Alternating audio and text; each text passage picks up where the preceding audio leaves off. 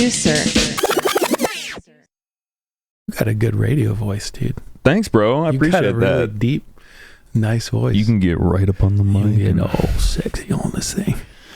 So wait, you were just saying, like, off, we weren't recording yet, that you used to own Nirvana's old studio, and Smashing Pumpkins was also in there? Yeah, so it wasn't their studio. It was Butch Vig's studio. It's called Smart Studios. It's in Madison, Wisconsin. I owned it for about 5 years, and there's a movie on it called The Smart Studio Story on YouTube. Go and check it out. I think you got to rent it for $2.99 or something, but I think the movie came out 6 years ago.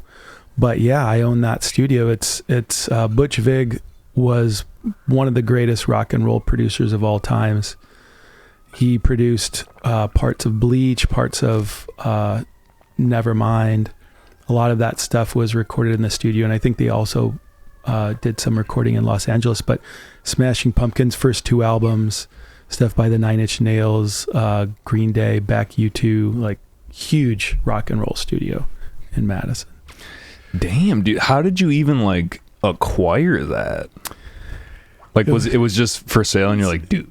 Well, it's kind of a funny story because it was kind of like playing around in the back of my mind. I've owned a lot of properties, and I've owned like some old houses and restored them and fixed them up, old farms and stuff. And I rented out my farm in Wisconsin, in this one region in the country, and I moved to Madison. I was supposed to be moving to New Orleans, and all this stuff changed.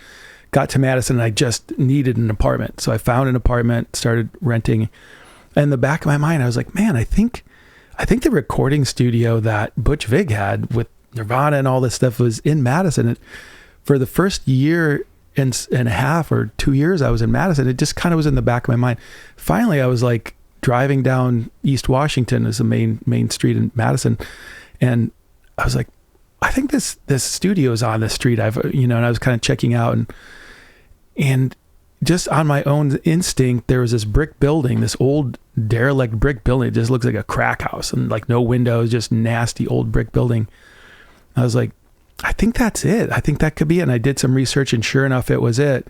And every now and then I'd pass it. And then finally there was a lease sign on the side, this big, like huge lease sign. So I called the guy, and there's no answer, no return call for like 6 or 9 months. And finally, I get a call this one morning, and it was the dude.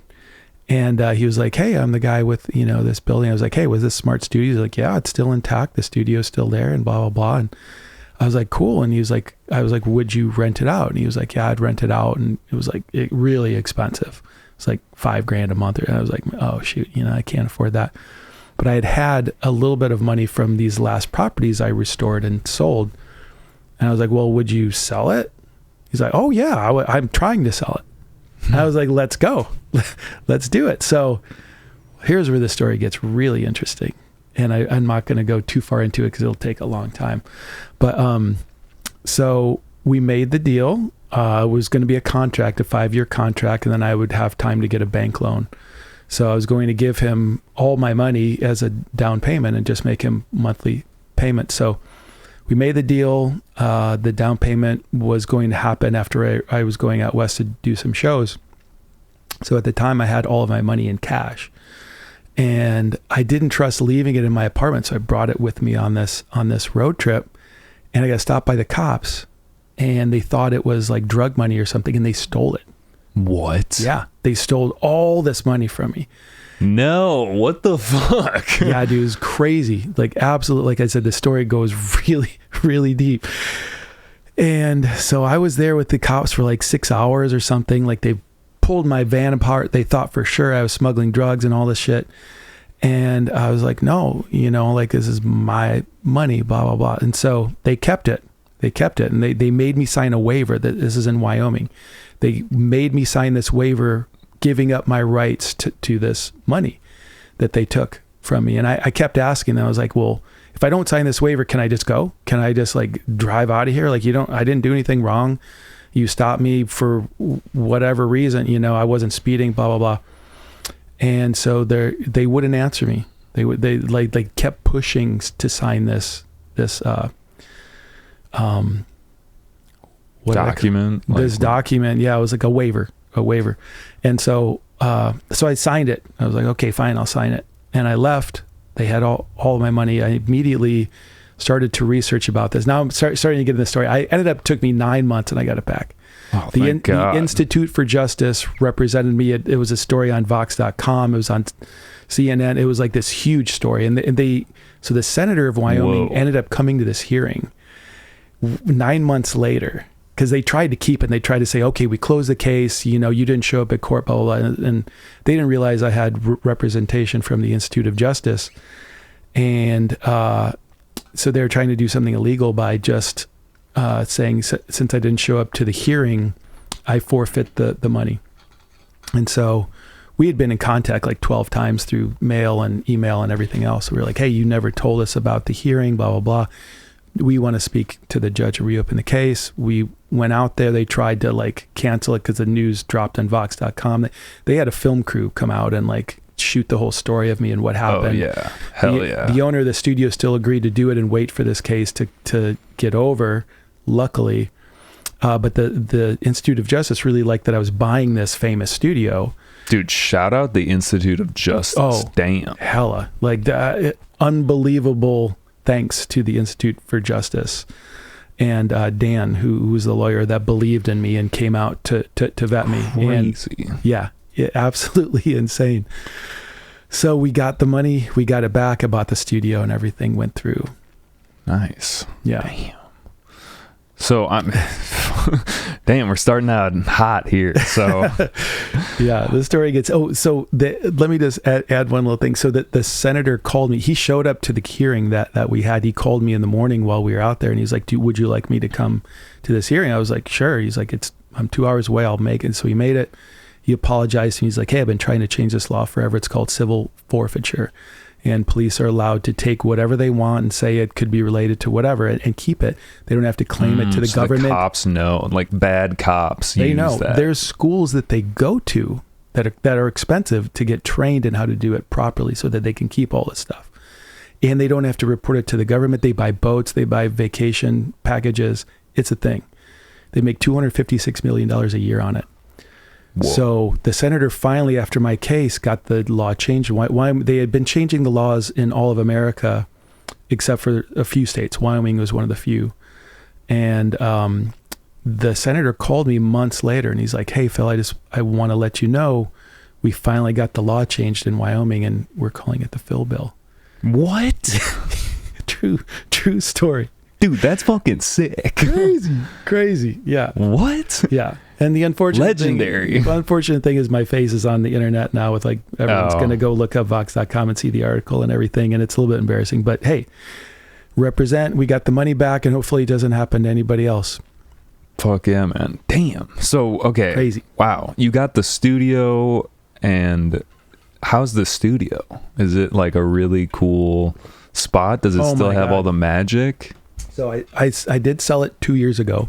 So that time has run its course. I've owned it. I owned it for about 5 years. It was unbelievable. Like working in the space that platinum albums were done in, Nevermind was done there. Gish, self-titled Smashing Pumpkins was done. Like those are legendary albums. So walking in the footsteps of greatness when you go to record, or you're going to work on songs, it just changes your whole mindset. Yeah, it really did. And is it in good quality? Did you have to do a lot of refurbishing? The studios were intact. There was no equipment there. It had been empty for many years when I got it. It was just being used by storage by the guy. But still like soundproof and stuff? Oh, perfect. Okay. Yeah. Sick. So, no mold or like weird shit? I mean, maybe a little mold, yeah. The basement was a swamp. The basement was like really intense. Like it flooded twice when I was there. Cost me a lot of, like replace the furnaces, like 4 feet of water both times. So there's some mold kind of things that I had to deal with. But the studios, after Nirvana's success, they put a lot of money into the whole studio, and it was just absolutely perfect. Like the best quality of sound you can get, just perfect. The listening room, the playing room was just dialed. That's so cool. And I'm sure you like swagged it out with like lights and like nice whatever, just like vibe. Well, we also had shows there. So I was running shows for like the after parties of the big electronic shows. So inside in Madison. Yeah, we had Toadface there. We had a lot of really awesome dubstep artists come through after their shows for after parties where they would perform and I would perform and other artists in the area would perform. So we were running this like community kind of like meeting spot after the shows. Wow. That's so cool, dude. Yeah, it was amazing. Oh man. Yeah. So I don't know. There's a lot of ways I could go here, man. It's like, that's just so interesting. You know, I don't talk to a lot of people who have, you know, been able to own a studio. You know, everyone's got their home studio, but you know, were you tracking people? Like, were you like using it as a means to a business, you know, like, cause you can use it as a business too, or you could just go in there and be like, yo, like, I got a sick studio. So there was an upstairs and a downstairs. Studio B was upstairs, a smaller one, and Studio A was downstairs, the big, huge, gorgeous one. I lived in Studio B. Upstairs was a small apartment too, so I lived there and was doing Star Monster there. That's where I started Star Monster and started working on it really hard. Downstairs, the first year and a half, I rented to some bands, some friends of mine who were bands. And they did video performances, they tracked albums, they did all kinds of stuff there. It's like, it's so hard to rent practice space, and like, no one has money in music. I know, yeah. It's like you feel bad. You're like, yeah, you can get it a little cheaper. Like, yeah, and like the place was already so expensive with the taxes in Madison are crazy, and the insurance and everything. My payments were just really high, so I was struggling, and I didn't want to overcharge anybody. So really, it was we just kind of bare boned it, you know. It was those guys there for a while, and then we were doing the shows on the weekend with that, and then I finally sold it. But nice, man. Well, it sounds like it had a good run at least. And is it still legendary. Is someone still using it as a studio? No. So somebody from Los Angeles bought it, and they turned it into a bed and breakfast now. Fuckers. I know. I mean, damn. I know. And like I won't get into it, but yeah, it's a shame. That one of the weird things is that studio was so loved in Madison and so revered that since we were doing electronic music shows in there and doing these after shows and stuff, half of the community absolutely loved it because it was like lifeblood in Madison is going again. You know, the studio, which is the heart of Madison, is like happening again. And then the other half was like, what's he doing in there? He's trapping it out. You know, they're just doing drugs. Oh yeah, blah, it's blah, like blah. This is like a travesty type of thing. Like this was high art, and now look what you're doing with it now. Trashing it, you know. And like there were some people on some blogs that, you know, came out and just did scathing reviews of me and blah blah blah. And bro, so people are out for you, man. Yeah. What the hell? Yeah, it bothered me. It was tough. It's like, come through, man. We're doing some really cool things here, and it's you know, again, a vital music place like it should be. It's so weird to me that all this stuff has happened to you, and then people are like, you know, I guess that just comes with like having like influence, that people just try to like bring you down. But you just, you know, I don't know you that well. We've just met. And you don't seem like a guy that deserves that, man. You seem like a nice guy. Like, what the hell? Yeah, I think I get treated pretty good for the most part, you know, but there's some flukes. There have been some flukes, and it's like, yeah, I think it's just like just doing music, you know. People tend to think if you're doing music, you're making tons of money, or that's so funny, or you have power. Or some, you know, maybe some influence. Okay. Yeah. Like, maybe when you get to the level of excision you do or something, you know, but freaking nowhere near that. Like, I'm just a garage musician. But you're grinding. I'm grinding my ass off. Yeah, for sure. Well, you know, I didn't introduce, and I normally do like a delayed introduction. Don't know why, but I'll do one now. Yo, what's up, guys? Welcome to Poducer, the podcast for producers. Today we are joined by Star Monster. What's up? Okay, so this was the burning question. What is a Star Monster? I'm glad you asked that. And I'm sorry if people have asked you before. I couldn't find it. It is, I've always wanted to make like one post that just spells it out so that people know. Here we go. So here's a chance. Yo, what's up, guys? Before we get into today's show, I want to take a quick moment to talk about our sponsor, Quake. As music producers and concert enthusiasts, we know how important it is to protect our ears. That's where Quake's Dub Muffs V2 come in. They aren't just any earplugs, they're a game changer. What sets Dub Muffs V2 apart, first off, their quality. They're better than any plugs I've ever used. I use them all the time. I have custom in-ear plugs. These are my main ones that I bring to shows. You get premium sound clarity, preserving those crisp highs and deep lows, all while safeguarding your ears from damaging volumes. And the best part, they don't break the bank. Quality and affordability, son. Let's talk customization. Quake knows one size doesn't fit all. That's why they offer two sizes. Whether you're at an intimate gig or a massive festival, Dub Muffs V2 fit comfortably in your ears, making sure you're protected no matter how long the show lasts. Let's face it, we've all left concerts with ringing in our ears. It's not good, but it ends up happening. But it doesn't have to be that way. Protect your ears while enjoying the pure sound of music with Quake's Dub Muffs V2. As a special thank you to our listeners, Quake is offering an exclusive discount. Just use the code POD15 at checkout to save on your first purchase. As a motto of our show, make sure you protect your ears. Now let's get back to the show. Also, I just want to let you guys know before we get back to the show, shameless plug, we are doing our first round of merch. They are green corduroy ball caps with the Poducer logo embroidered on them. They're pretty sweet. They cost $35. And if you purchase one, it really helps us out to keep doing what we are doing here. You can find a link to purchase one in the link tree on any Poducer social media. Like I said, your support really helps. Okay, sorry, shameless plug. We'll get back to the show. So it was the working title for the movie Aliens before they changed the movie to Alien. So while they were working on the movie, it was called Star Monster. The second Alien? Like Aliens? The first one. The first one, okay. The first one. That movie was called that makes so much sense. Star Monster. So we were at, my friends and I were at Electric Forest. Liquid Stranger was playing, and I think he just, we were getting into blah, blah, blah, and I was imagining all these aliens and stuff, and he was like, do you know, and I just read on Reddit that the working title of the movie Alien was Star Monster, and I was like, that's your DJ name, bro. Go with Star Monster. And it was kind of a joke, and he's like, I don't want it. And then 6 months later, I wrote my first electronic song, and I was like, hey, bro, do you still want that name, Star Monster? I need to go with it. He's like, yeah, you got it. Damn, that's cool, man. I just saw that they're going to be making a new Alien Romulus or something. The new ones have been good. The new ones, okay, the only thing I have about the newest one is when they like... Prometheus. The one after Prometheus is like Covenant, yeah. I think that's what it was. But yeah. they got on the planet and they just took off their helmets right away. And I was like, guys, what are we doing? That was my only qualm.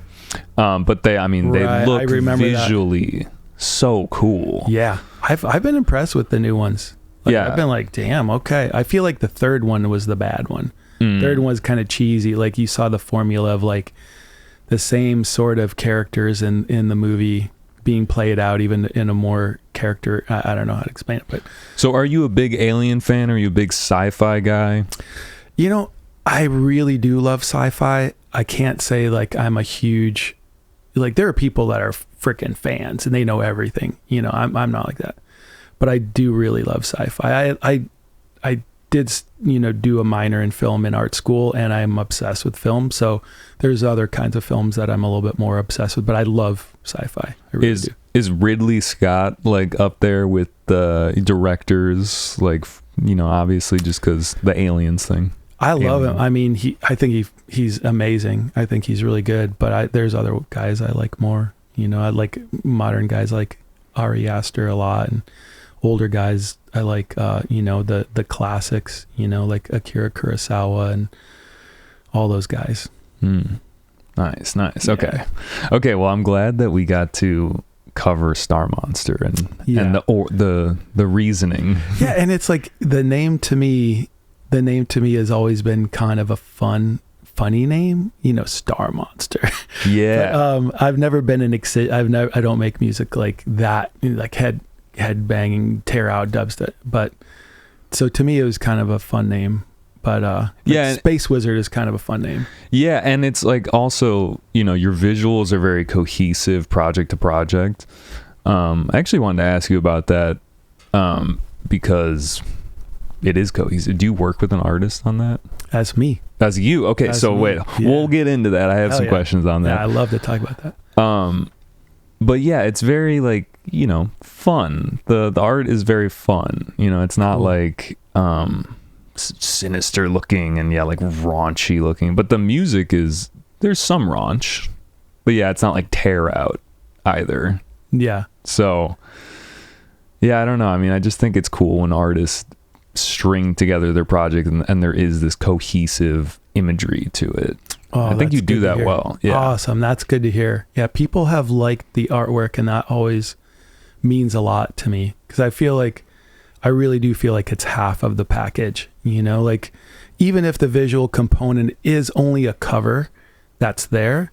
I remember as a kid just getting a CD or whatever and just being obsessed with it, and like just looking at it. Hopefully the book opens up and there's more in there and there's more clues as to what I'm diving into. Yeah. And it's all clues as to like how you should be framing it.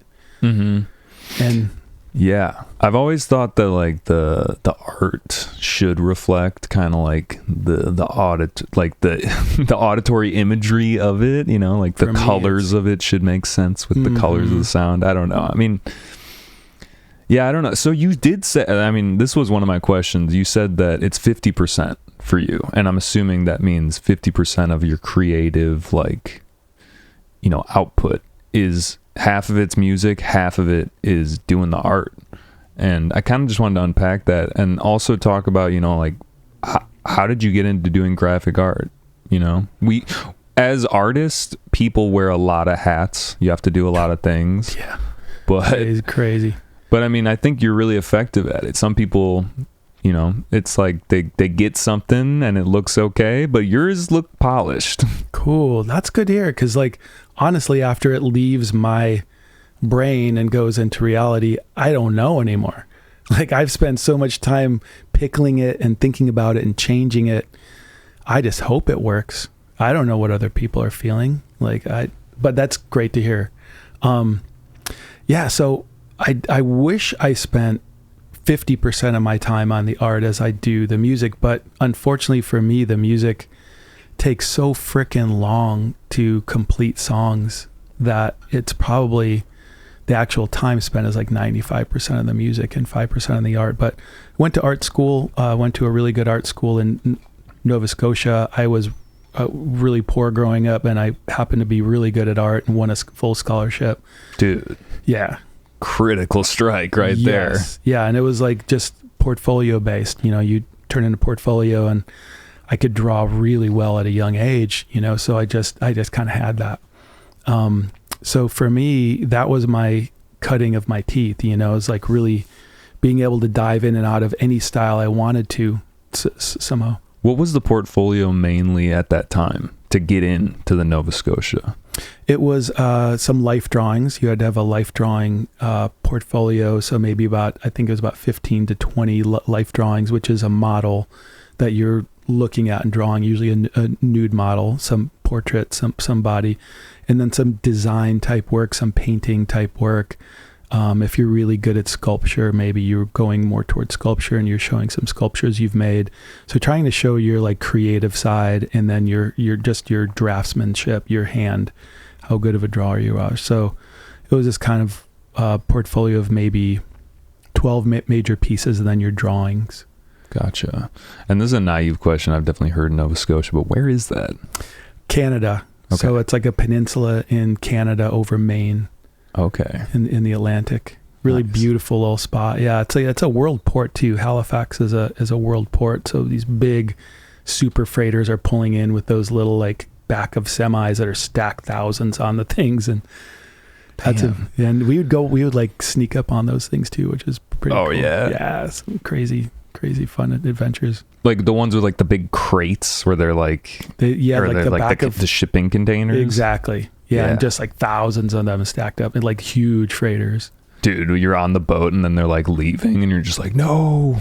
Yeah, it's crazy. Like they would have these little catwalks, these like thin, maybe 1 foot long with ropes just like string up to it. Like, see, and obviously they're closed for, you're not supposed to be going up, but like 2 a.m. or 3 a.m, we would just like go check it out. And like there would always be an old boatman, and like 3 sweaters and like holes through each of the sweaters, like carving an apple with a pocket knife, at the top of it. That guy. Yeah, from Turkey, and then he'd bring us down and give us coffee and show us the engine room. And stuff. He was cool. He was, at first we were scared because he had a pocket knife, but he ended up being cool. Yeah.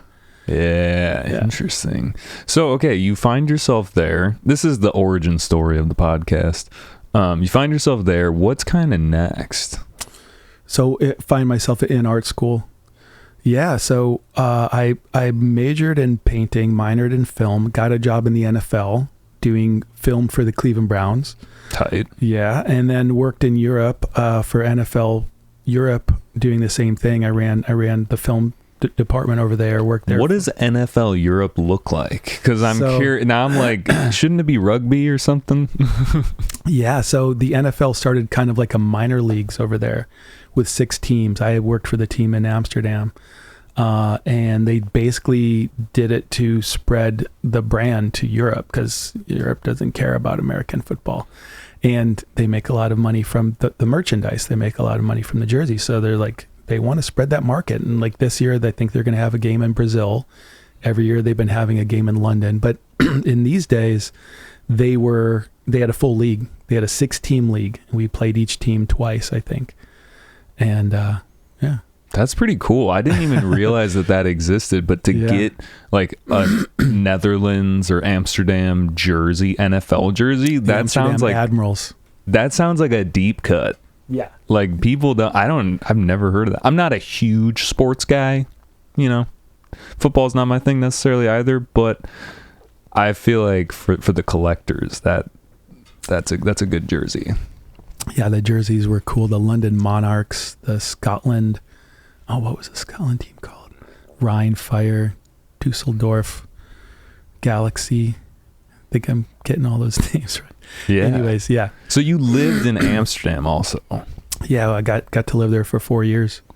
That's so cool. It was awesome. I loved it. Amsterdam is an enchanted little town. It's called the Netherlands, so it just feels like another realm over there. It's a small little country, and the people there, they're just tall and beautiful. And they are tall.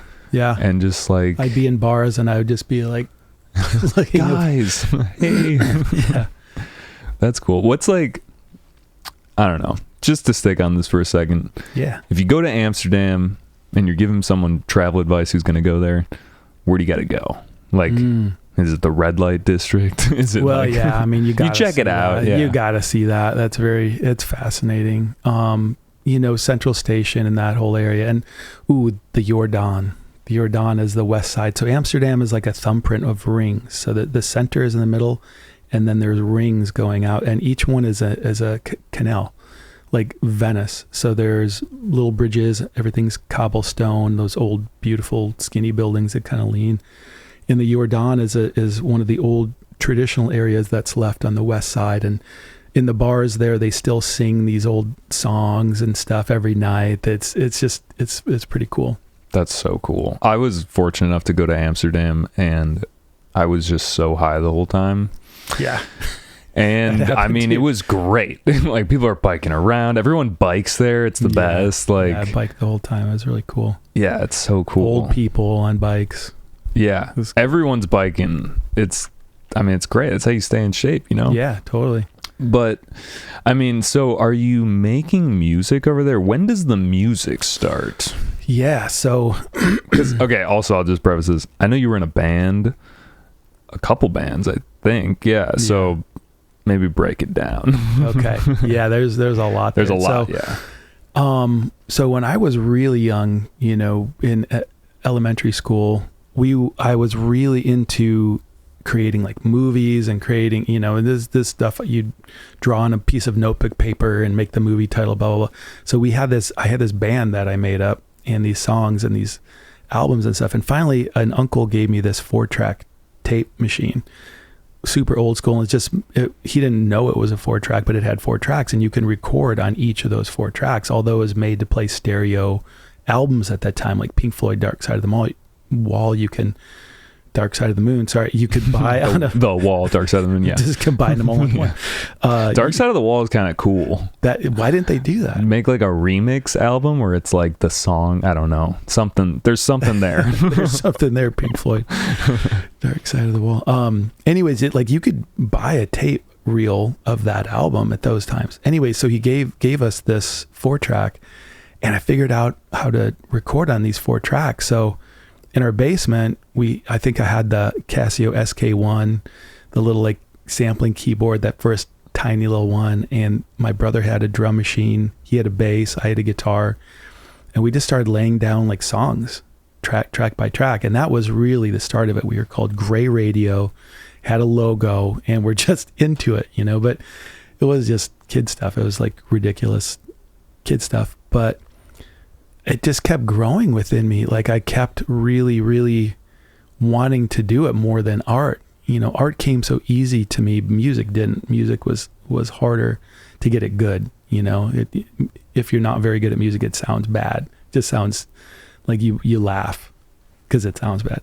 And that kind of continued through art school. After art school, I was like getting kind of ushered to show in galleries and stuff. And I just didn't like it. I was like, okay, like I don't really have anything to do with these people. These are rich, affluent, like well-educated people who like are into the hottest, Could you have seen yourself making like good money from that? Like, but you were just, the vibe was off. Dude, it was on. Like, to be honest, it was on. Like it was just, it was happening.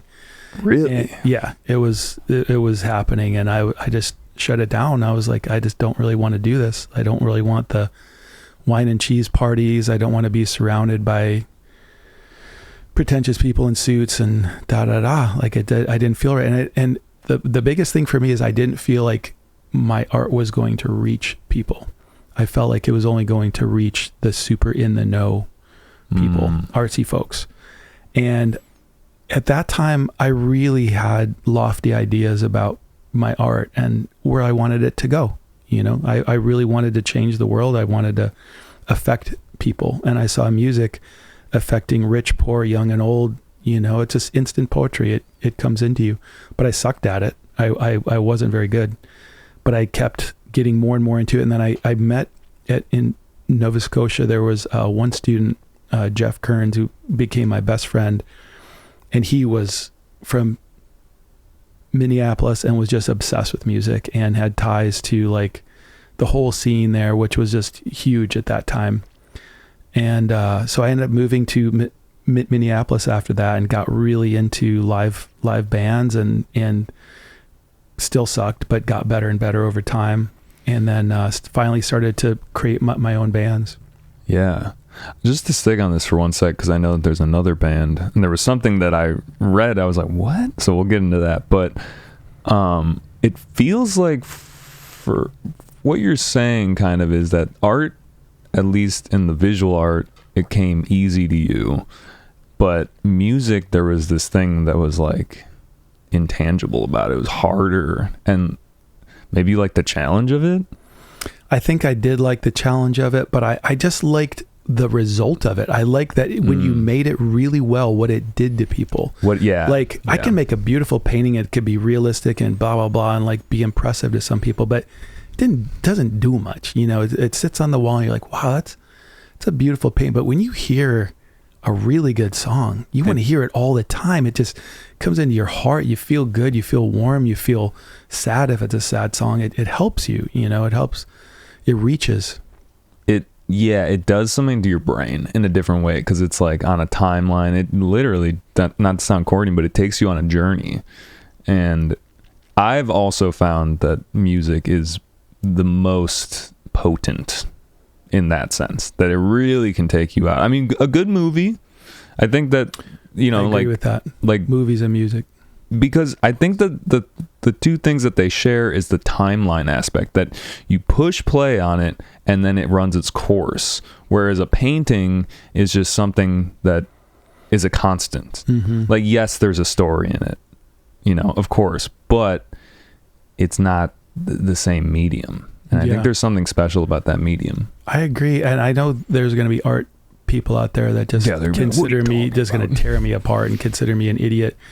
I understand. Like, I really love art as well. I really do. That I can get a lot out. I can go to a museum and get a lot of satisfaction from some artists I really love, but it just doesn't hit me the same way. You know, I've only been in tears a couple times from a painting, probably when I was really into painting it, you know, but music, I can hear a song on the way home that maybe will grab me, you know, and shake me up. But I just feel like, and it is that temporal thing too, of like, you're moving through time on this journey and you're trusting at each point. Like, the song starts, if it's not good, you get there is a trust. That's so real. I never even thought about that, but like, if it's not exciting enough, if it doesn't go a certain way, you're like, the sounds don't resonate, the melody isn't hitting you.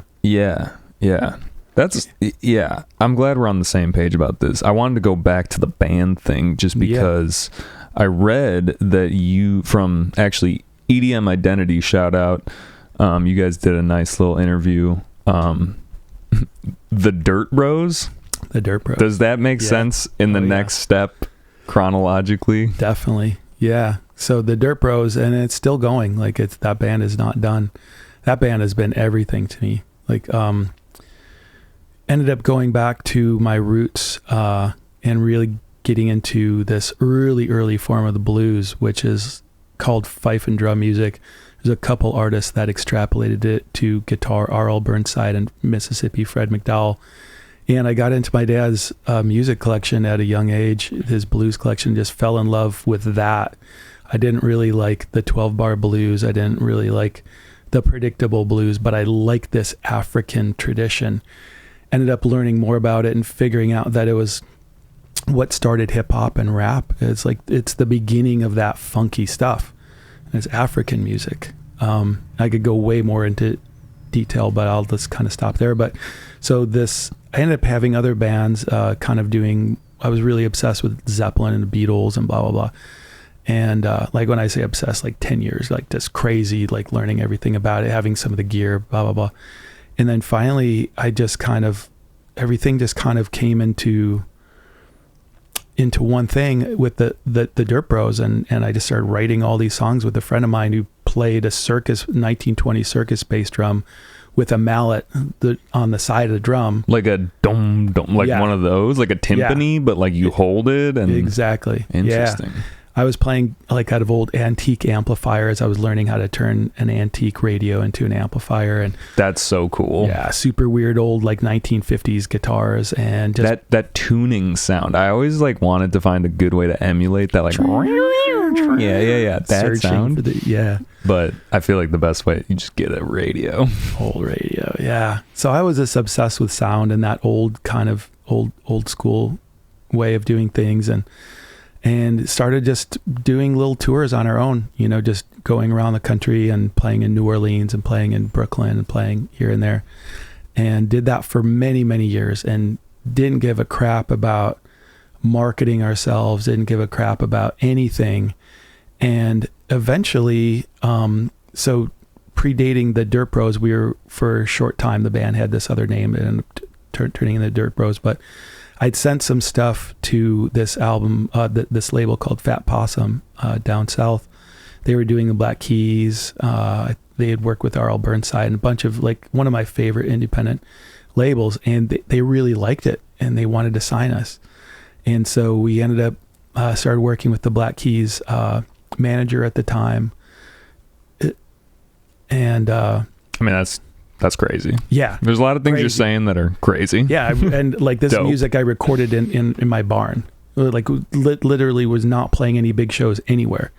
Like no one would have known about us. And the guy was like, well, how were you not on our radar? Like, how did we not hear of you? And it's like, yeah, I just recorded this in my barn, blah, blah, blah. And anyways, that started this whole chain of events. Ended up going to Burning Man and left it all behind because I found dubstep.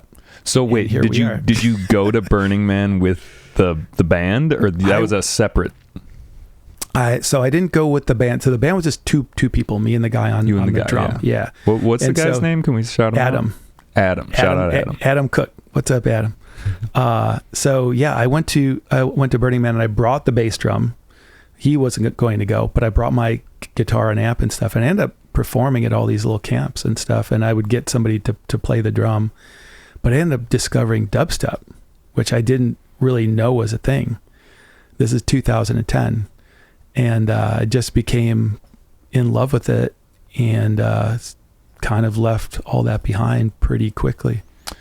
So I'm curious, what pushed you to go to Burning Man? Have you always kind of been like free spirit like that it just was on your radar? You're like, I got to go to that. You know, I had never been to a festival at that time, and I had no interest at all. I had a friend I lived in Washington on this island. I was restoring this home on this island in Washington. And I had this friend that I met, and she was like, you just have to go. You just like, it's incredible. You have to go. You're going to love it. And I honestly, I didn't think I would love it. I was like, man, it just doesn't sounds like a bunch of hippies. No, I'm just kidding. Like, it just sounds like a bunch of like really heavy drug users, like over partying in my face. I just didn't like the sound of it, but I didn't really know anything about it. So last minute, it was like she had already left for it, and it was like 3 or 4 days before it was going to start. I was alone in this house on this island, and I was like, I just want to go to this thing. I want to try. I don't know what, I had this calling. And so last minute, I think I looked on Craigslist, found a ticket, drove down there, got in there all alone, didn't know a soul, and just went in. And the first day I was kind of freaked out, because it was all dubstep at that time. I was also going to say, it's like not an easy festival in the sense that you like have to be prepared. I don't know exactly what goes into preparation, but I know people do prep, and like, it's not just like you buy a hotel and you just go back to your hotel. You know, it's... Yeah, no, you're in it. You're in the desert. You're freaking in it, surviving in like 100 and some degrees during the day, and like could be 50 at night. You know, it's severe. If you don't have any water, you're not going to survive. Although hopefully someone hopefully will help you. Yeah, and they will. But yeah, no, it's tough. It's tough. And I had a Honda Odyssey, and I just camped out in it. That just was in the car, dude. That's what I would do. Yeah, it worked great. Yeah, it worked really good. But the Odyssey's a van, dude. Yeah, the Odyssey's perfect. Perfect. Turn on the AC if you need to. Hopefully, you got enough gas when you go in there. Yeah, true. Yeah. That's real. But it just changed my life. It was amazing. I couldn't believe, like, the community of people there, how freaking open and wanting to connect and interact with you. Everybody, 100% of the people, not 99 point, like 100% of the people. You just walk up to anybody and you've got an amazing conversation going. But yeah, that was when I first heard dubstep. The first day I hated it, I went to bed like just absolutely being like, what is this robot music? Yeah, I just heard these noises like constantly in my head, and I was like, fuck, dude, I got to deal with this for like a week. But then the next day, I tried acid, and then it all changed. There you go. So one thing about Burning Man, I feel like 2010, that was like a great time to go. Now it seems like it's been, you know, a little bit captured by like, you got some rich people going there, and literally no hate on Burning Man. I've never been there, but it just feels like maybe it's changed a little bit. Have you been back? I was there last year. I've been like, still good? 13 times, dude. It's still 13 times, dude. What? That's so cool. A1. Like, I highly stand behind it. If I go, I want to go so bad. Can you like? I got you. Can you tell me what to do? Yeah. Okay. You camp with me. I would love to go, man. Yeah, let's do it. We'll form a little camp. We'll get it. Okay. This might be a fun little segment. What is like the do's and don'ts, or like what are like the essentials, like things that you, if you're gonna go, this is your kit, things that you need. Is it gas is like the most important thing? Yeah, I mean, when you go in, your car definitely should be full of gas. So in case you need to turn it on and get a little AC or whatever going, if it gets really bad for you. You really need a structure with shade over it, or an RV with AC, because that heat will crush you. Because it's so fun at night, you won't sleep until like 8 to 10 a.m. the next day at the earliest, and then by then the sun is already just crushing you, and you won't sleep. And especially if it's sun directly hitting your tent, it's going to be 150 degrees in your tent. So that shade above your tent cools it perfectly. Yeah. Like as long as that sun's not. And so water, you need about 10 gallons of water at least. Your own food, your own waste management. You want to, it's all pack in, pack out. You don't drop anything on the ground. So you have to be very mindful of that. But those are the essentials, and then whatever you want to wear, like obviously bring some fun stuff to wear. Don't be boring. Yeah. Don't be business casual at Burning Man. Yeah. Don't just go in your sweats or whatever. Come on. Yeah. Damn, dude, that's so cool. So you said that that's where you found dubstep, and that was in 2010. So it's been a minute. Things have changed a lot, but there is a resurgence of dubstep right now. That's pretty nice. Yeah. The unfortunate thing about the Burn is it's mostly house now. Is it? Unfortunate for me, because I like dubstep. I like bass music more than house. I'm not against house, but it is too much house now. Yeah, I feel like too much anything is I like house, but I want a little break beat. Yeah. Yeah, you want to change it up. And there is bass music, but it's like not much.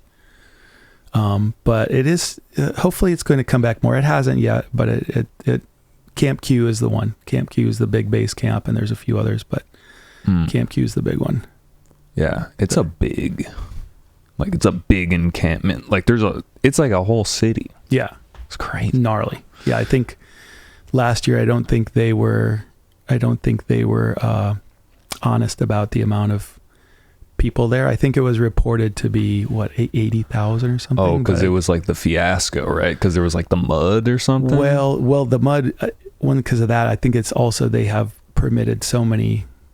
It's a state park, so you can only have so many people in there, and by the time it really hits peak, it's probably a little bit more. But I don't know. Yeah, I feel like it's like lawless out there. Oh, it is. Yeah. That's so cool. Well, we've gotten this far, and I feel like maybe it would be cool to just show people a track. I feel like Dimension, I think that's the one. I think that would make the most sense. Dimensions. Yeah. Let's play that one. I guess let's play it, and then we can talk about it. But I do have some questions, specifically about the sample. Sounds like there might be a Twilight Zone reference in there. Yeah, there could be. Is that what that was? Yeah, okay. Yeah. All right, we'll run it. I'll probably fade it out or something. Cool.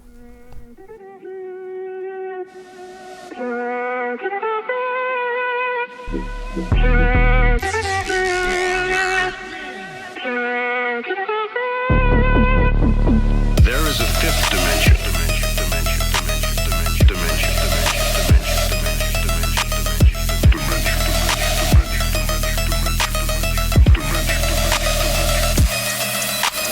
There's a middle ground between light and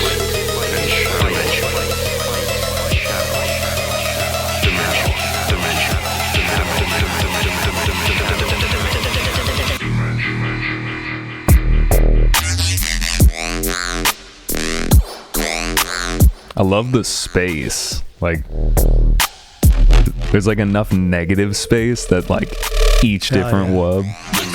Yeah, you get to hear the edges of those sounds.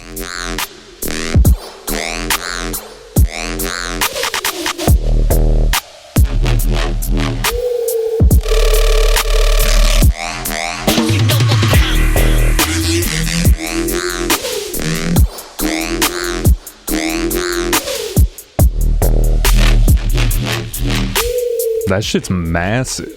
Damn, bro. It's different when you listen with headphones.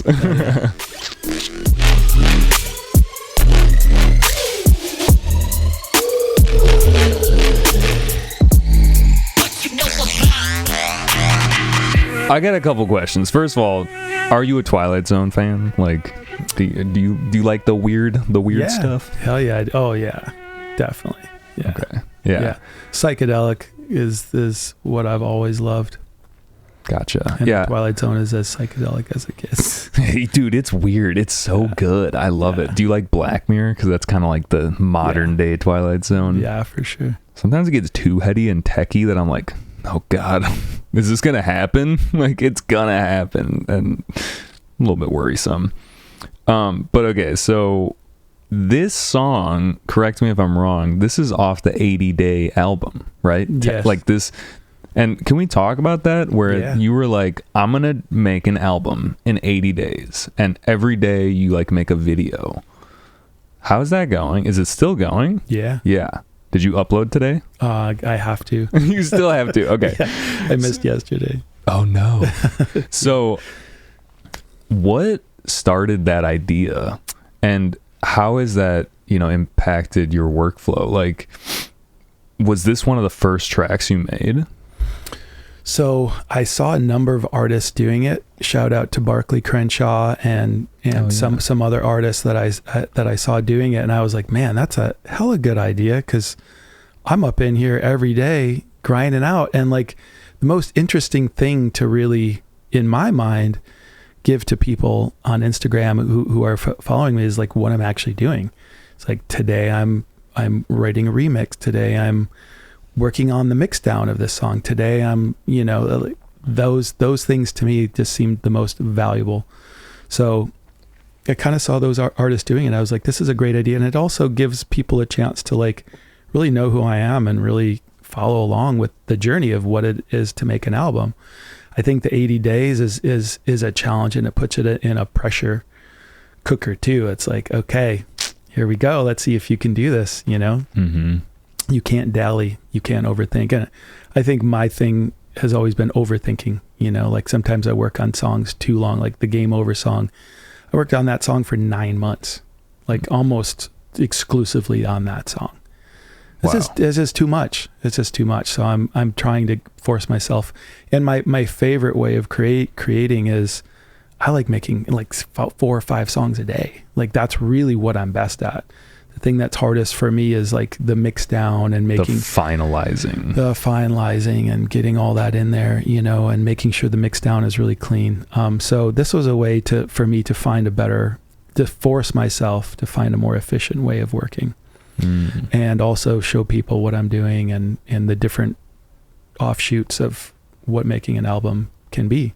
Sometimes it's days on the art. Sometimes it's whatever, Yeah. And this one, I just feel like this track was a point where you were like, yes, I've got something here, because the Dimensions tour. Yeah.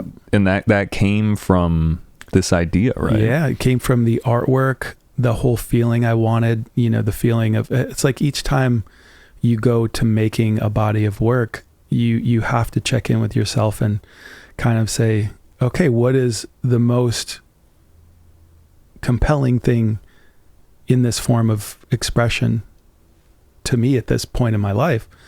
And for me, it's always been these like, well, especially with electronic music, these different realms you can get into, you can get into dimensions and feelings of things that you can't with normal instruments and normal singing, song making, in my mind. Like electronic music has the ability to create sounds never heard before. So this song for me was like, and the artwork was trying to pull that all together in the way that makes sense to me right now. Yeah, I feel like when we were listening to it, I was saying that there's like a lot of nice space, and then you were saying that like you could hear the edges of the instrument. Mm-hmm. And I feel like, it kind of feels like these sounds are coming from another dimension, like into the thing. And I mean, you can get some otherworldly sounds with recording stuff, right? There's some things on planet Earth, like some fruit that looks like it's an alien fruit, right? Totally. Like if you just saw some weird fruit out of context, you'd be like, yeah, that's from some other planet. But I do feel like you have the ability to make a sound and then also craft the space in it, add reverb and all those things, and just really make it sound totally otherworldly. And I feel like electronic music, I completely hear what you're saying about that. Yeah, it's like, what is that sound? That wah, wah, what, like, why does that make sense? Is it a horn? Is it some vowel of our voice that we're able to say, hey, this is an instrument that I believe in. This will lead this song, and I'll go through this journey listening to this crazy sound. Yeah. I don't know if that makes any sense. No, it makes sense. I feel like what I just said doesn't make sense either, but it's cool. So what's like the game plan? How many days are we on? So like this will come out after, I don't know how long it's going to take, but like currently as of this recording, where are we at? So this is day 47. And so there's been a label that's shown interest in a song. It was actually that song, but I'd already slated it for release and we couldn't remove it. So now I'm like, I want to give them an EP, but I also want to complete this album. So right now I have a lot of songs, like a lot of plate spinning. And then I have a remix EP that I'm dropping on SoundCloud as well. So I've had these remixes that I've been working on. So I probably have like 30 songs that I'm like trying to complete at this point. Damn. And the remix is the Space Dust Volume 1. Space Dust Volume 1. Yeah. I dropped the first song last week. Yeah. The No Quarter. So you're kind of spinning a bunch of plates. Spinning a lot of plates. And it's probably really stupid. It's probably what artists are doing all the time. You know, you don't know when a label is going to put something out. If they show interest, it's very valuable to get that to happen. Sometimes for me it is right now. So you never know when that's going to happen. So if it does, you can't put down your other things you're already working on, and maybe it robs some of your album songs. Who knows? But so I'm trying to compartmentalize an album, an EP for this label, and then this Space Dust EP as well. And it's going well, actually. Somehow it's actually going well. Yeah, it seems like it's going well. I like all the songs. Like, I guess I want to ask too, like, you know, I think you do social media really well. Like I see you on social media, you're checking in a lot, you're very authentic, you're putting up good music. Like I know that's like a whole job in itself. Yeah. And at least with this 80-day thing, you're kind of just documenting what you're doing. So kind of, it's like, hey, like we could just document this, opposed to having to create something to post. You're already doing that. Kind of a funny thing about that is when I first started that, I think I had a little bit of not a full dream that was going to be my post every day, but part of me was like, oh great, then I have my post every day. All I'm going to do is day 47. Here's what I'm doing. But those posts don't do very well. So those have become an extra post for me to where I'm making it only for my story. Is it that there's too much, like that the algorithm is like, the algorithm just doesn't really like it. You know, I've even noticed like bigger artists like Barclay Crenshaw and stuff, he doesn't do that on his reels, on his posts, reels or anything, you know, because the algorithm just doesn't like it as much. It's weird. Something might have changed too. Like a while ago when I was, you know, really getting into the social media game, it was like, you know, post almost like the more you post, the better. Like there was a certain limit, right? But now I think it's about the quality a little. Like I think they changed the algorithm a bit. Yeah. Something. Yeah. I agree. Yeah. It seemed like they were wanting you to just constantly, even twice a day, sometimes as long, you know, but I think now I've noticed if I take a break a little bit here and there, it's better. Yeah. It needs to breathe a little bit. And maybe it has to do with your following too. If you have a voracious following that's just like Subtronics can probably just post 3 times a day and it'll just be gobbled up. Yeah, it's good either way. Yeah, yeah. That's true. Yeah, I mean, one of the questions was kind of like about, do you ever just feel like, I just don't want to do the social media thing and just make music? Yeah. Like all the time. Yeah, it's like, I think most people, I have to be honest. If I didn't have to do it, I wouldn't. You know, I would only do music. I would be a hermit up in the mountains by an ocean and just create music and release it, to be 100% honest. I do enjoy I have a film minor and I've always wanted to make films. So the thing is, to really do what I want to do, it would take so much time and so much effort. And I'm a one-man show, you know, like I'm doing everything that I don't have the time to get into it at that point. But I do have some fun with some concepts here and there. But Yeah. hopefully someday I have a little bit of a team where I can launch into some of these ideas I have, and have a little bit more fun with it. But Yeah. No, that makes sense. You get a little bit more help. One thing I also wanted to ask you was about how, you were talking about getting releases on labels and how that's important.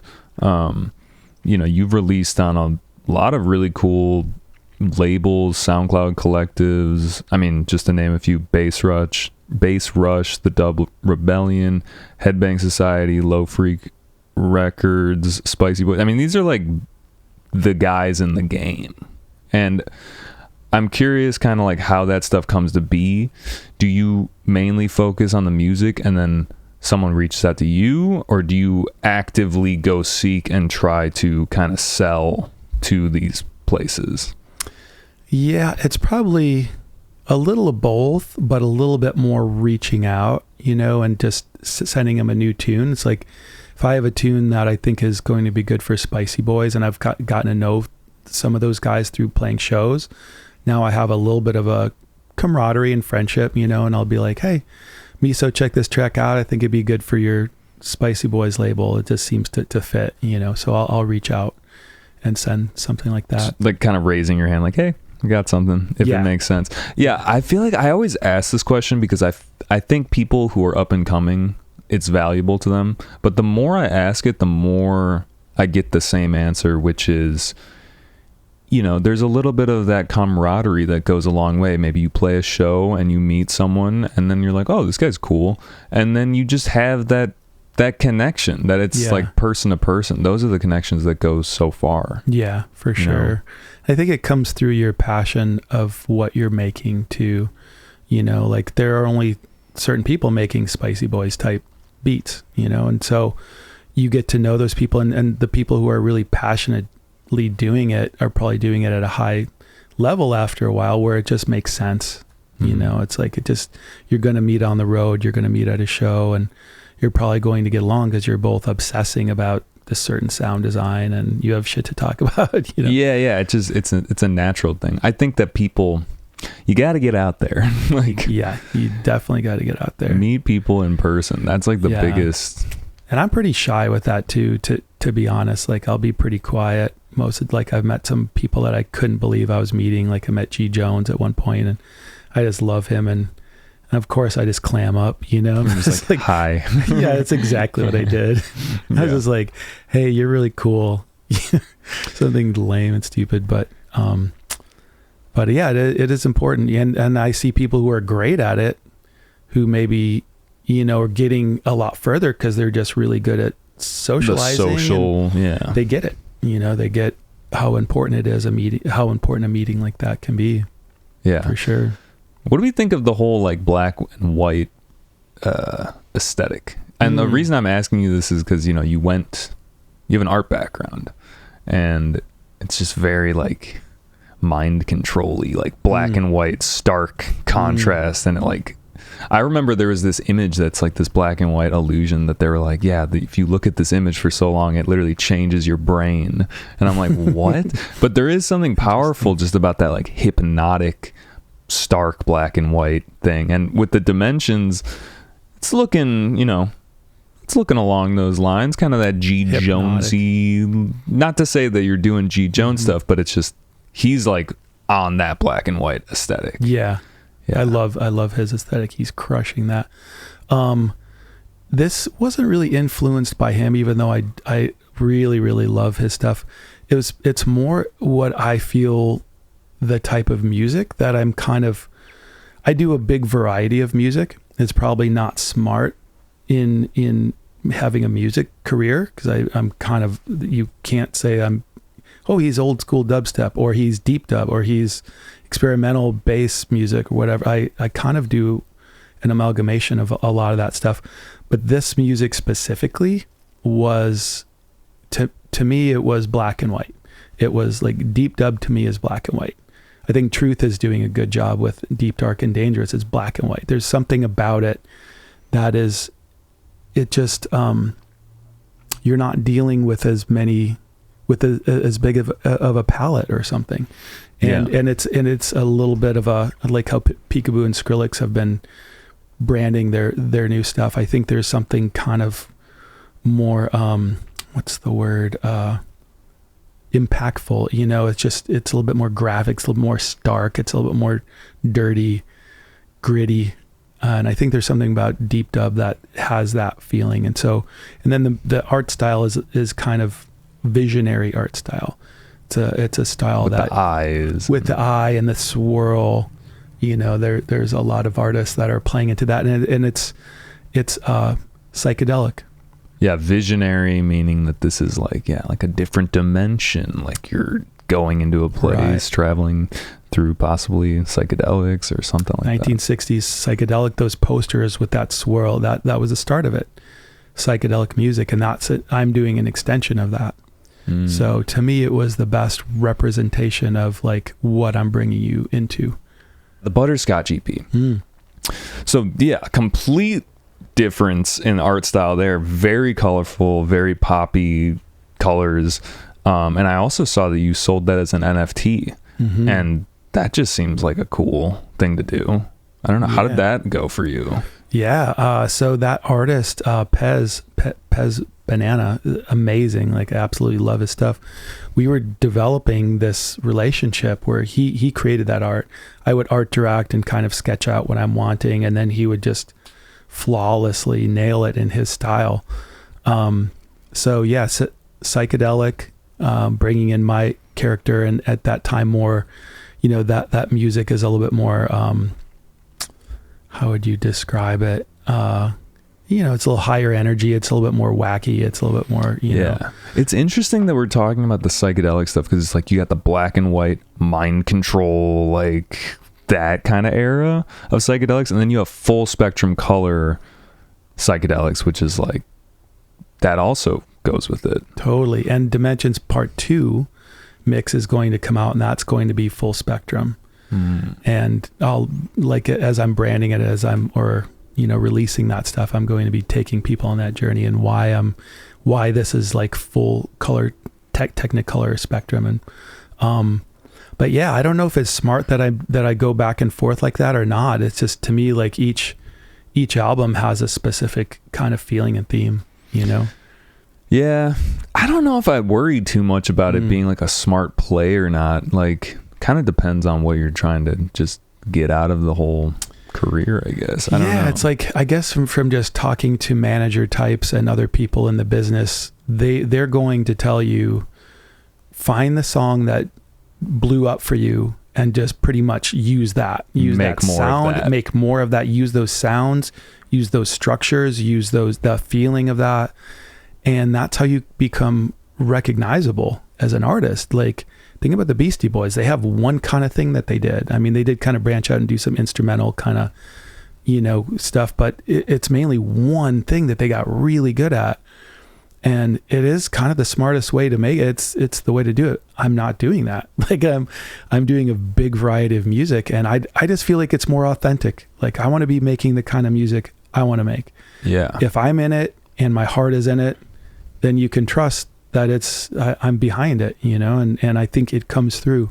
I think a listener, I think most listeners go and look at who the artist is when they like a song, and they kind of determine what they feel about that person, you know. They check them out, and I also don't really feel like I could make music that was homogenized into one thing, and like, it's just not me. Yeah. So that's the thing. I feel like the people who are just like obsessed with one specific thing, they can go far with that, right? Because they keep making that, and they make different iterations. I could also see you pigeonholing yourself doing that. But I feel like you have to create kind of based on your style. Like, if you like a lot of different styles, because it's just something that I hear from people that they'll say kind of like, yeah, I should really like maybe just focus on like one thing I do really well, be easier to brand, whatever. Yeah. But at the same time, if it doesn't feel like you, it's tough. I don't know. I think a good way for people to do it is like make a body of work that is this is me, I don't even know what I'm talking about, but this is just what I see. Like, make a body of work, make an album in a style that you really like, and then like just the next one make something different or something. I don't know. That's just like doing. Yeah, that's what I would. But if you look throughout the history of music, Pink Floyd, each of those covers are pretty different. You know, Pink Floyd, The Wall has a whole theme to it. Dark Side of the Moon has a whole theme to it. It goes, and I think as a listener, you enjoy those different journeys. So why not explore those things, you know? And I think it just depends on the type of artist and what you're doing and how that makes sense to you. Some artists might not need much art. Bob Dylan doesn't need a whole lot of art. His face on the cover is enough. You know, it just really depends on the actual music and the art and the artist. And I feel like I have really worried at times, like, oh shit, I'm going into this whole black and white thing. Like, how is it going to be perceived? But I'm like, you know what? It resonates with me, and I feel like it's interesting, and I feel like it's a fun world, and I'm bringing people somewhere new, you know. And if they start to follow me more, who knows what to expect with my next thing? That seems like kind of a fun adventure to me. How is the balance of production and then the DJing side of things? Like, what's 2024 looking like DJ wise, gigs wise?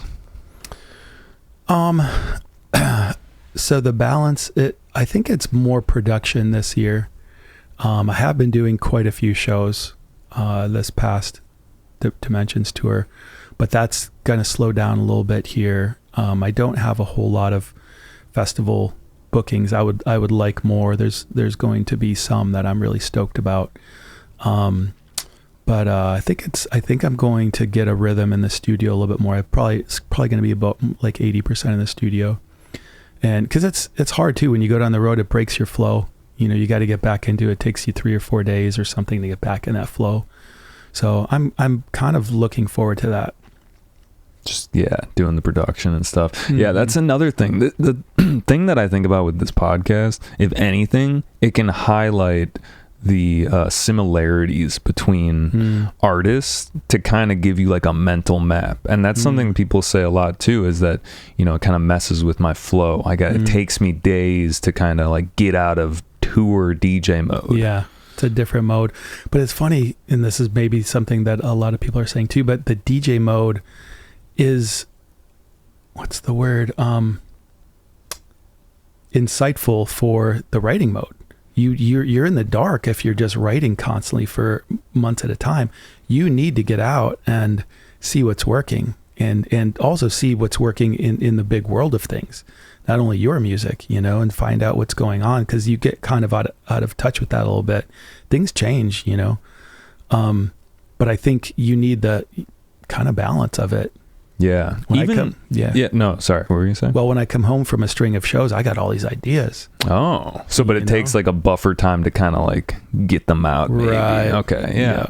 Yeah. I feel like, just from my experience of DJing too, like you kind of like learn structure too, in a way. Like you play songs because you're trying to figure out how to blend them into each other, and then it starts making you think about, how do I structure this song, like songs that I like to, you know, so it's like work better live. Yeah. It can kind of give you that perspective also. Or I need a better opener. I need a better opener that kind of gives this whole theme. Work on like a cinematic opener or something. Yeah, like hook people in. Yeah, that makes sense. Yeah. Or I need a few more bangers, or I need, you know, some more remixes. I noticed my remixes are going really well.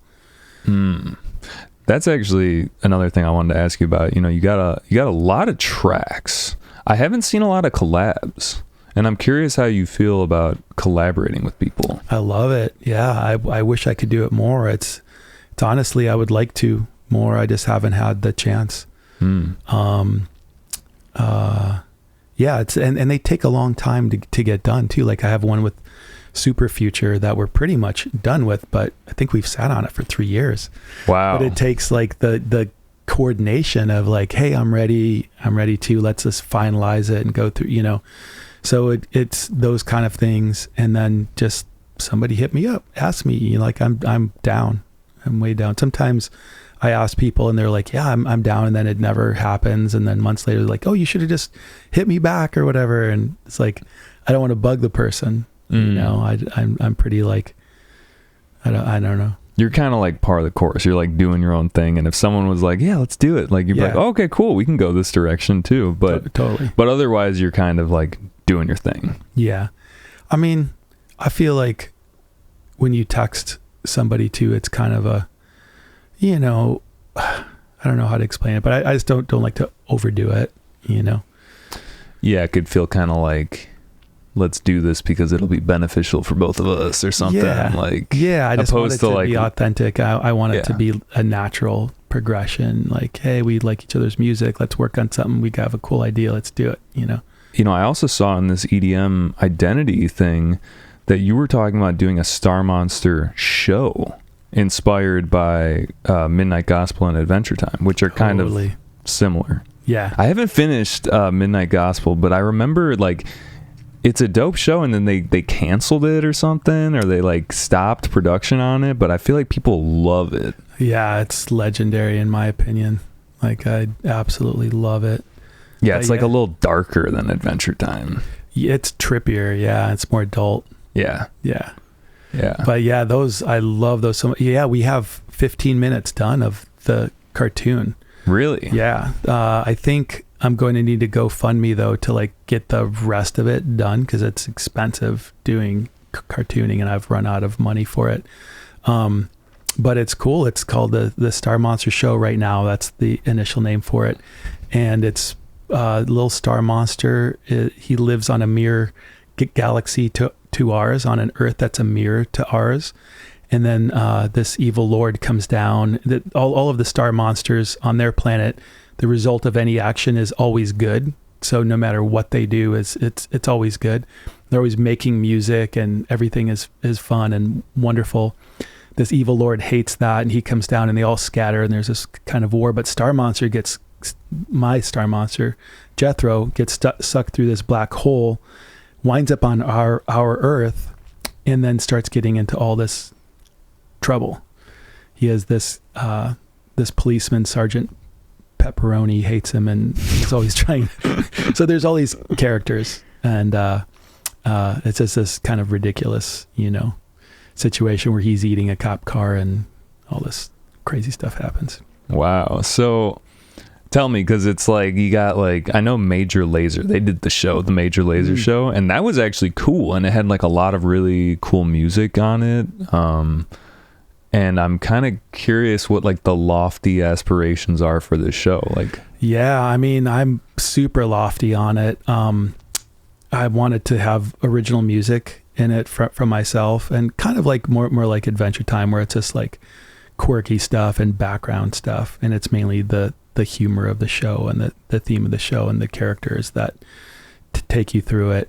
But yeah, I'm like, it's all in the works. That's a whole world. Yeah. Whole world. Yeah. I wish I could launch myself completely into it, but the idea is to get the pilot done now, try to get Adult Swim into it, and get some backing and really do it.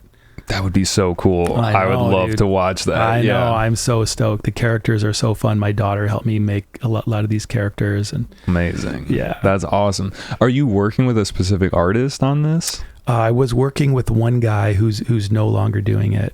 So now I need to find another artist and get it completed.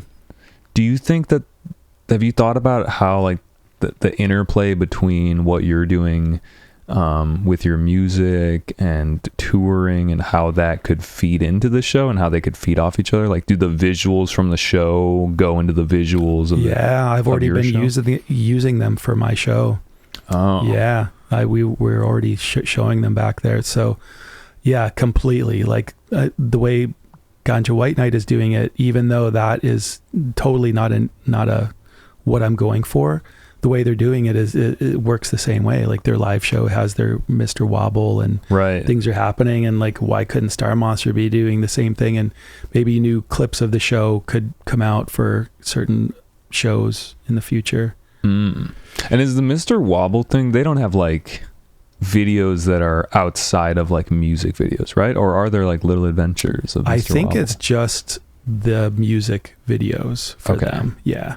And they're great. They're great. They're Go amazing. check them out. Seriously. Yeah. Freaking phenomenal. That's so cool. Was there anything specific that happened that you're like, dude, we got to do this show? Or it's just like, you're just so, I mean, you're so creative, you know what I mean? Yeah, Like, I think it was just like, I think it just dawned. I was like, I want to do a cartoon. Like having gone to art school and being a visual artist, for me, that is like, would be the perfect end for my visual art to have a place to coincide with the music. Yeah, all of the mediums coming together. A full cartoon show, like a life of little characters. You ever mess around with D&D? Oh, a long time ago, yeah. Okay. Yeah, it's just like, I have a friend that he got super into D&D and he loves the world building. And I feel like making a show, it's like all about world building. Totally, I love it. The world of the characters and stuff like it. I've been telling my daughter this same story, Rabbit of the Sea, since she was like 3 years old. Before she goes to bed, we're on chapter almost 600 now. And it's just this ongoing story about this rabbit and these other creatures that live under the ocean. And they just go on adventures. So, and is this a story you've made? I make it up every night. You just make it up every night? And I remember where we were on in the last chapter. Really? Yeah, I'm like, somehow I just have that like story thing. Like I can tell stories like right off the cuff. Whoa, that's so cool, dude. What? I if there's one thing I'm good at in life, and I don't think I'm good at much, it's that. Like I can just do that for some reason. Build in like plots, build in things that are going to happen, build in foreshadowing as I'm going. Dude, you could do like an audio podcast story thing, and every like however often you want to do it, like every week maybe you come on the mic and you just start talking, tell the story, and then you could like fill it in with music or something. Oh my god, that would be cool. That would be amazing. People do podcasts like that where they're like not interviews, you know, they're telling their stories. Wow, that could be crazy. That'd be really crazy. I wish I was doing that the whole time. Like, yeah, with my daughter. Like it's been a good journey. Well, but there is something precious about it being just for you and her. You know what I mean? Absolutely. Yeah. But it could be kind of like, you know, you could tell a story on a podcast, record that, and then someone can make something out of it, and then you can help creative direct with it, and then you don't even have to go full sail into it. You could just start kind of, I don't know, this is just my brain firing right now. That's cool. Yeah, I've never thought about that. Very interesting. That would be interesting. That'd be very I'm into this idea. Yeah. Damn. Yeah. Okay, cool. We there's some other random transient things I just wanted to kind of bounce off of you. I saw on your merch page at the bottom it says freedom, love, bass, and then 333. I'm curious what the numbers signify. Yes, right here my knuckles got the 333. It's just an angel number, yeah. You know, I like a lot of people, I think whenever I look at my phone or the clock, it's always like 1111 and 333 is the one it seems to be quite a bit. And I think for me that the number is like, the number 3 is just the most beautiful number. You've got birth, life, death. You've got the family unit with, you know. It's the most structurally, what am I saying? Strong shape. Concise. I mean, I've heard, okay, this is like, I feel like I've brought this up that like an arch supported is stronger than a triangle. And this is like going back to my days, we had to build like a toothpick bridge. Okay. I remember my dad, he's he's a contractor, and he was like, yeah, we got to make it like a triangle because it's the strongest geometrical shape. And I was like, interesting. But going back to the 3, 3 points. Yeah, it's concise. Can't break it down really. Yeah, it's just a beautiful number. It's and I think it's just something that is a reassuring thing when I see it around. You know, it's just kind of like, yep, there it is. Yeah, there it is. Yeah. That's interesting. I definitely, the 1111 thing, I definitely have that one. Yeah, make a wish. Yeah, I have that a lot. I still do that. I have that a lot. Yeah. Dude, oh my God, there was a time of my life where I was, when I was doing live music, I was playing guitar and just kind of speaking in tongues. I'd like cultivated this way of creating music where I would turn off my consciousness and just play guitar and let whatever come through me, and I would record it. And then I had a job that was 4 hours away on the weekends, and I would have to drive there, and I would just play all this stuff back and like listen to all this stuff. I began to, within a day or two of this crazy stuff I was singing, run into somebody by this name or something that was a direct tie, not like looking for a far, like, oh, well, this it's not just like synchronicity. Yeah, or this something. is kind of relating, like, no, to the T. And this became an everyday thing for like 6 years. Everyday thing. I was playing guitar for 4 to 6 hours and singing this crazy stuff. And I would always meet somebody by this name or blah, blah, blah.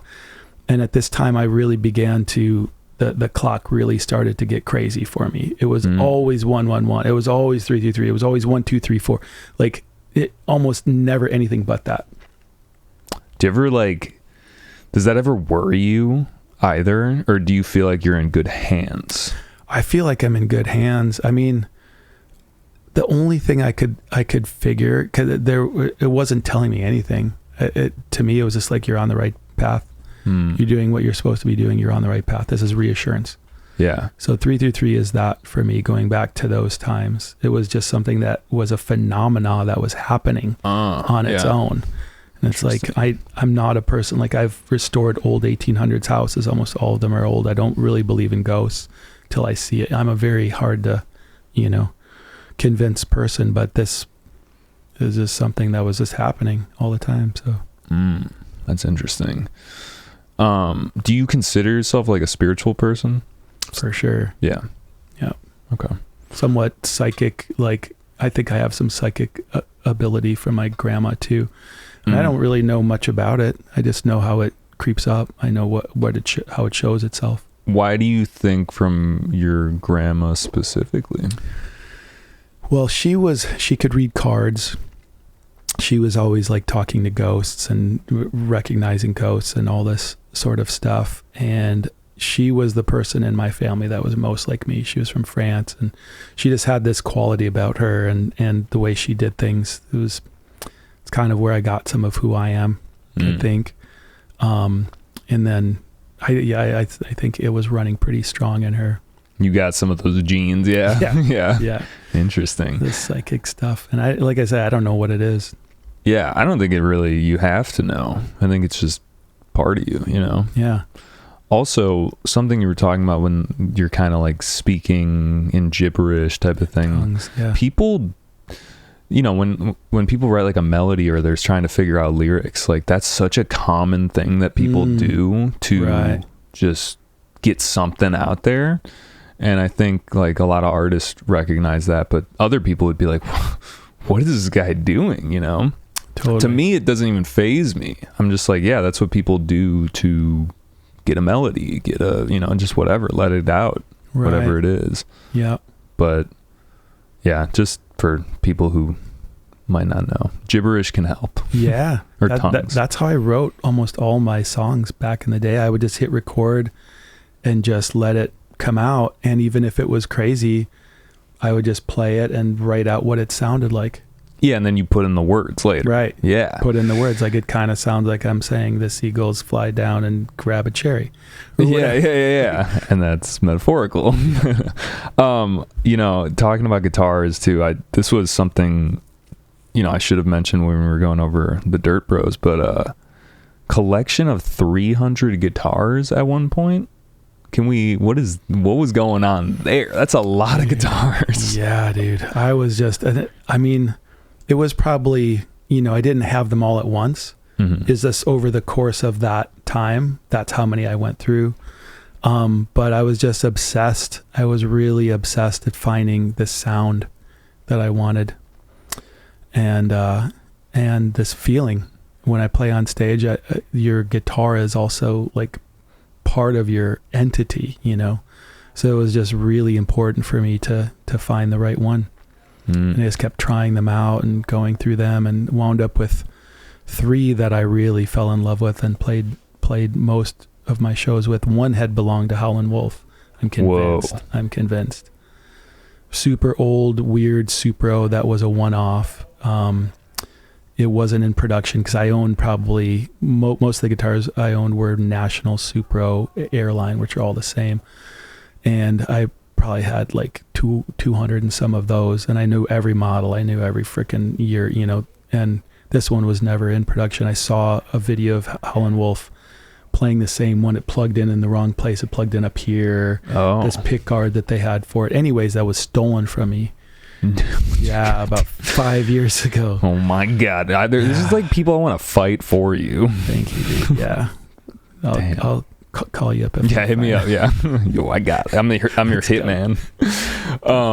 So do you still have like a guitar at least that's like your go-to? Yeah, you know, the weird thing is, to be totally honest, I've sold all the really nice ones. I have my one main one that I've used for almost everything. The Howlin Wolf one is stolen, and I'm using this kind of junky cheap one I got long ago.